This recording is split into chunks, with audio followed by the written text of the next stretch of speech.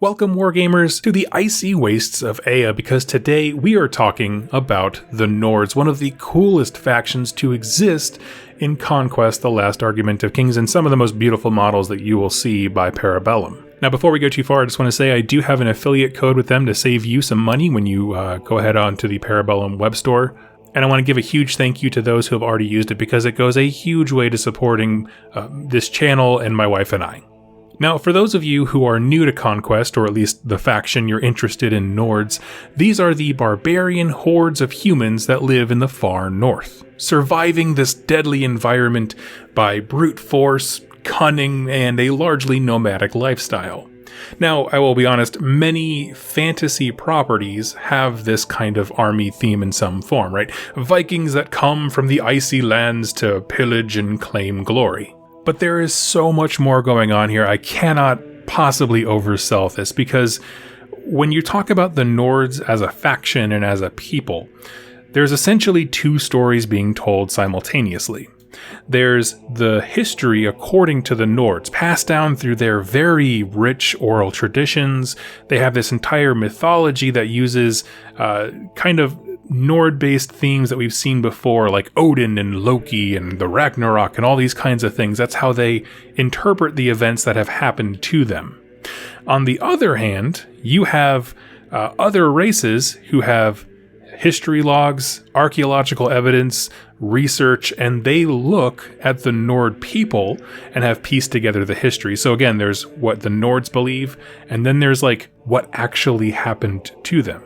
And that's actually how I want to break up this episode. So we're going to start it off with talking about the Nords mythology, what they perceive to be the events of their people and the world, and then we're going to talk about the actual truth, because it's insanely cool. So let's get into the history according to the Nords, their mythology, their beliefs. Well, essentially it starts off with a bunch of people existed in the north, so it's not a very deep understanding of the, I guess, beginning of mankind, but humans did exist and they stretched out far and wide.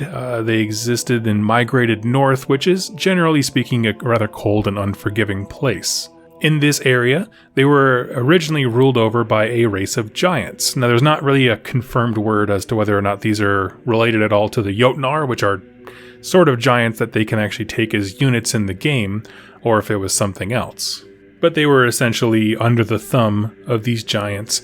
And then the giants got pushed away because the dragons came. And it's like, okay, so they essentially just traded one set of management for another, because the dragons were, as we mentioned in the Spire video and that kind of stuff, not great. They were really, really not good. And they were only freed from this tyrannical rule of the dragons when two kingdoms of the gods arrived. To them, the skies opened up, and these two hosts of the celestial realm descended upon them and freed them from the control of the dragons. They articulated these two kingdoms as the Aesir and the Vanir. So at this point in their mythology, the gods have descended and vanquished their ruler of the dragons, and some of the names of the gods in this pantheon are things that we know. Odin, Loki, those kinds of things that we can recognize very easily. And with the dragons gone, the gods established their home called Yggdrasil, which was a massive tree planted in this icy wasteland that rose up towards the heavens. And essentially, in the context of their mythology, this is like their Mount Olympus, the home of the gods, and surrounding the tree was what would become the Nord race. And from here, the gods gave man, or the Nord specifically, art and culture and weapon crafting and all these great things that really helped them build a society. It was good to be in their presence. However, these gods also warned of a coming war, a threat that would require the best and brightest fighters from amongst the Nords. And so, Odin, standing in front of all his people and his subjects, decreed that when the best and brightest of the Nords is about to die, meaning they suffered some terrible injury or were kind of waning in years, they would be taken to Valhalla, where they would kind of train and prepare for the upcoming, end times battle known as the Ragnarok. So, for some period of time, every single time, one of the best of their society would fall, all of a sudden the gods would descend, scoop them up, and take them to Valhalla, where they would be basically training and sleeping and resting until they were needed to be unleashed upon the enemy. There weren't a lot of details about who was coming to fight them, but that there was going to be some big mega battle at the end of the world. Now, it fell to a being known as Heimdallr to wake these warriors up when that day came. Essentially, when the army that was supposed to come and bring a Ragnarok with it marched upon the lands of Yggdrasil, the giant tree, it was this dude, Heimdallr's job, to wake up all of the warriors who were training in Valhalla and bring them onto the battle. But that event did not happen. As it turns out, one of the other gods, Loki, the trickster, slew Heimdallr before he could wake up these sleeping warriors. And so this is where things go south. See, Loki preventing these super soldiers, these warriors of renown who were training and sleeping and resting in Valhalla, because they weren't around, the Ragnarok happened. Okay? The enemy came, again, we're not going to go into too much detail about who they were, and they burned Yggdrasil, the giant tree, the home of the gods. The gods themselves, of course, they went to battle, right? They didn't have their super soldiers that they wanted to have with them, but they did the best that they could. And in that battle, this Ragnarok event, both the Aesir and the Vanir were struck down. They were absolutely shattered. Their fortifications were destroyed. The Nordic people were almost obliterated. They just kind of shattered out from there into small tribes, as we would know them now as the Nords. Their gods were dead, and the Ragnarok had passed. All while the soldiers that were collected to fight that battle kept sleeping. Now, the army that came and fought the battle of Ragnarok, they left as well, now that the gods were all dead and the Nordic people were shattered into 1,000 little fragments. And in that vacuum of power, the giants came back. And this next event, the kind of next chapter in Nord history, is called the Fimbulwinter, where the Jotnar took control again. Again, they were like thousands of years ago, they were in charge in the first place. So now we have the Nords under the yoke again of a subjugating force. And it's at this time that some of those soldiers that were taken to Valhalla, known as the Einherjar, woke up. And when they came out of whatever cove or place that they were, and showed themselves to the Nords again for the first time. Remember, these are heroes that they knew that were taken to Valhalla. When they showed up here at this point in time, just randomly waking up, people were absolutely baffled because they had grown in incredible stature and size. They looked like living gods and war machines themselves. They were such titans that they went toe-to-toe with the giants that were around them and pushed them back into the mountains. So now we have a situation where the Nords have their heroes back to them, and they are strong enough for them, collectively, the Nord society, to keep itself safe. We don't need Aesir and Vanir. We have these warriors that they created. Now, only a couple of these Einherjar woke up. Many were taken, but just a few of them woke up on their own. Many of them became the leaders of Nord clans, which makes sense. I mean, they're the biggest, the strongest, and they are the ones who are capable of pushing away any threats. But some flaws started to kind of pop up in some of them. Some of them went kind of wild or crazy. Others went like truly feral and became monsters. And others just kind of walked away. It's like their minds just couldn't handle their new forms or something like that. And they just kind of like checked out. But what is known is that there are still many of these warriors, the ones who were taken to Valhalla, the Einherjar, that are still slumbering to this day, although not really sure where they are. But they exist, and they're resting up for a war that they already missed. Okay, so we're going to pause right there. That is their oral tradition, okay? The gods came and freed us. They took a bunch of our best and brightest and said that they're going to train and then ultimately rest for when Ragnarok comes, and that event didn't happen. Ragnarok did.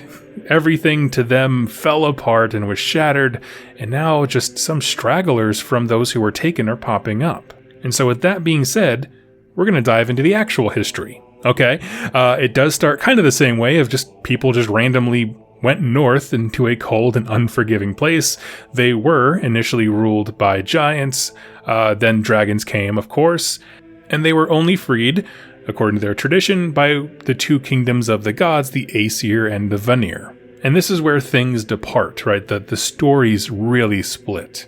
There's a mountain of evidence that these factions, these kingdoms of gods, Aesir and Vanir, were in fact representatives of the Spires and the Weavers. Two factions that we explored a little bit of during the Spire Week. And these are two factions of the Exiles, an alien race that came to Earth. And using their twin arts of biomancy and life binding, they built that massive tree city that was their home. And hey, they even have a little population below them that they can kind of use for menial tasks and, in exchange for some information. Hey, they think that we're gods. That's funny. We'll just kind of use that to our advantage. We'll just kind of play with them like they were pets, basically. They looked down on the Nords. However, all the stuff with the Spire and the Weavers, they were arrogant, but they were certainly not dumb. And if you're looking at the kind of global timeline of the events of Conquest as a whole, they saw what was going on in the Old Dominion, which we haven't covered in detail quite yet, but I promise I will. And we're like, oh no, we need to get ready for this.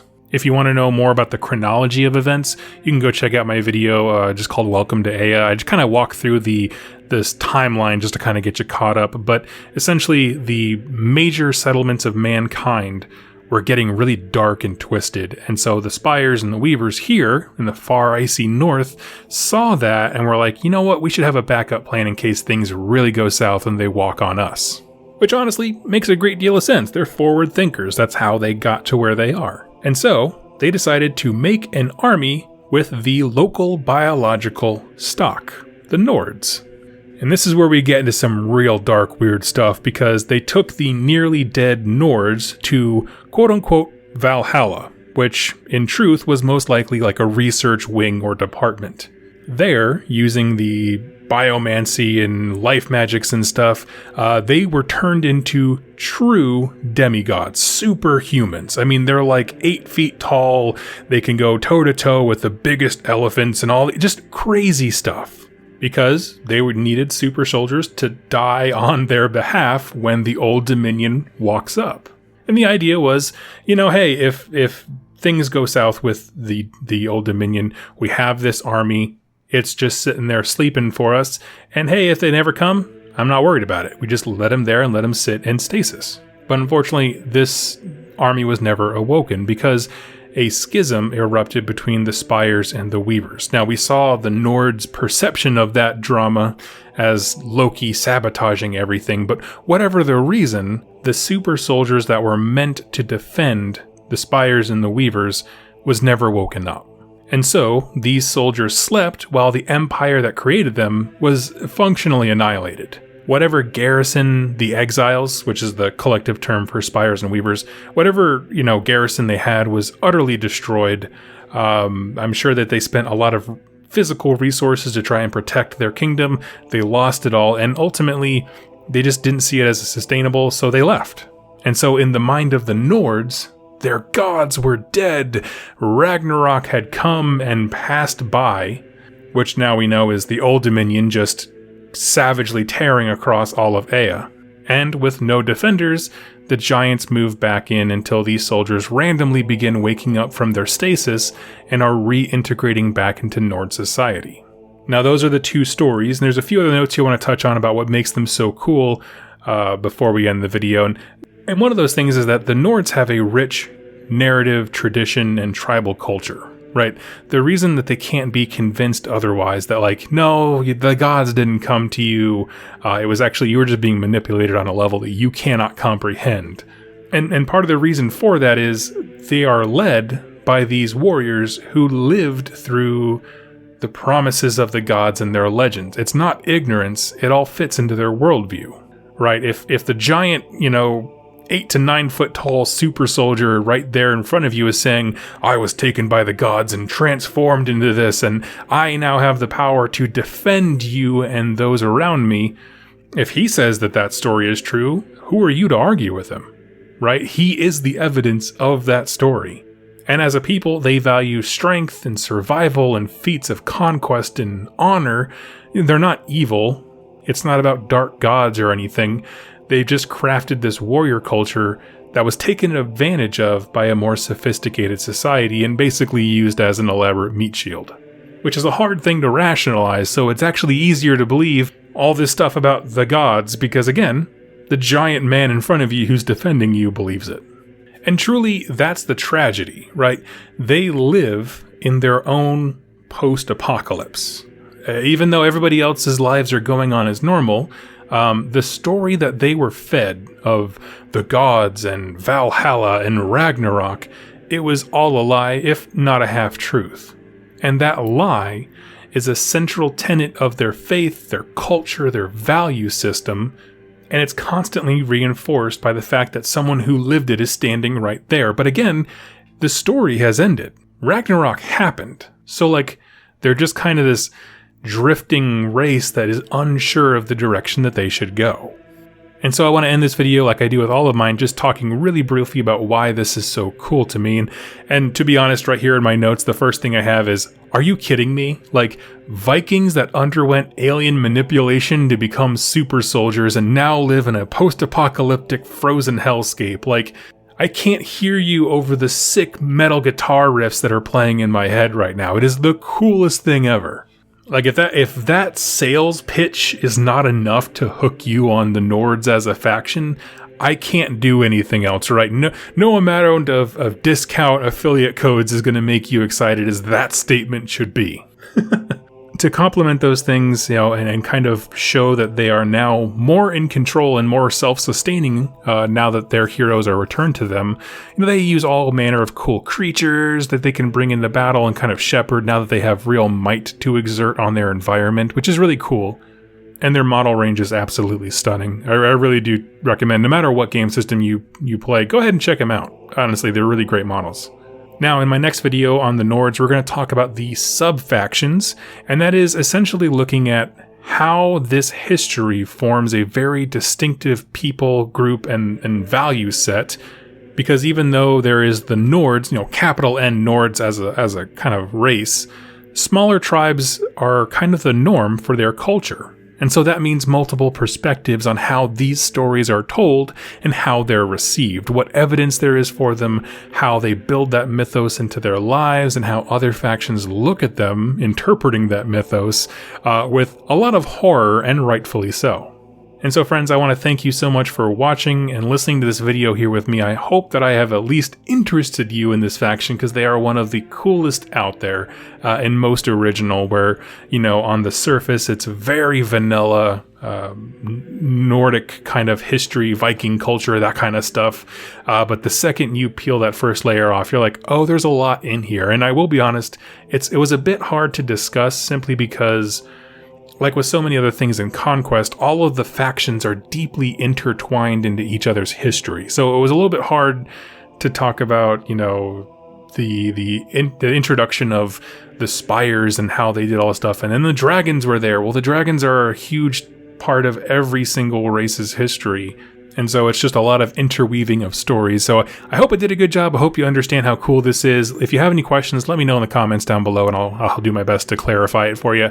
But thank you so much, and I will catch you next time. Happy wargaming.